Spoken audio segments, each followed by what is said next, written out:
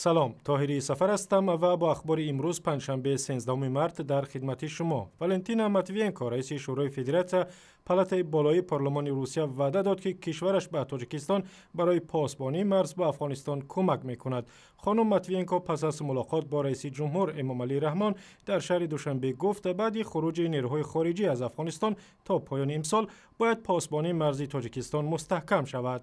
Когда международные силы будут уходить из Афганистана, есть, безусловно, тревога дестабилизации ситуации в Афганистане и в регионе Центральной Азии, и мы должны объединять усилия для того, чтобы обеспечить мир, стабильность в этом регионе.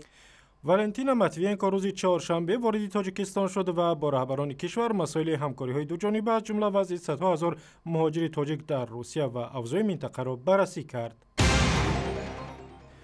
پدر یک مرزبان تاجیک میگوید پسر او را هم خدمتش به حد زده است که گردنش شکسته و یک پایش از حرکت مانده است.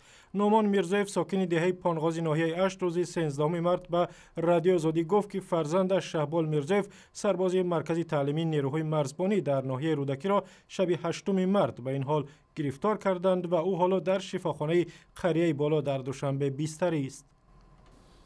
برآمدم که عثمان مفتی اینجا فلشر بود. یک خوب که مفتو برداشته دم خیلی خواهم جون تمام بیقوات شد. بعد بلوم و برام قد دود زدم که فرور خودم نفرمم. علیه عثمان غیرتوف هم خدمت شهبال برای این بدرفتاریش پرونده جنایی باز کردند. شهبال میرزایف 23 سال و 7 ماه پیش به صف ارتش پیوست. بدرفتاری با سربازان نوآمده یک مشکل جدی در صف نیروهای مسلح تاجیکستان باقی میماند.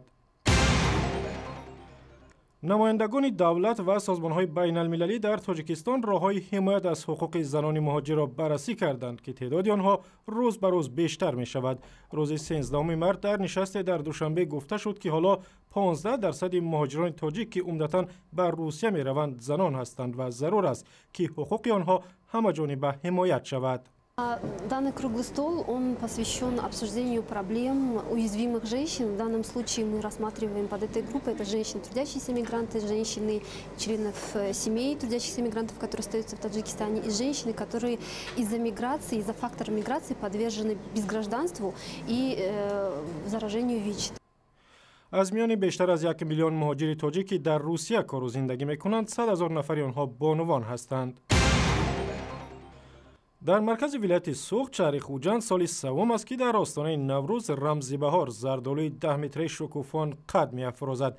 اما این درخت زردآلو سنی است و از این رو قبل از درختان زردآلوی واقعی که امسال به سبب دیر آمدن بهار به تاجیکستان هنوز نشکفتند گل افشان شده است.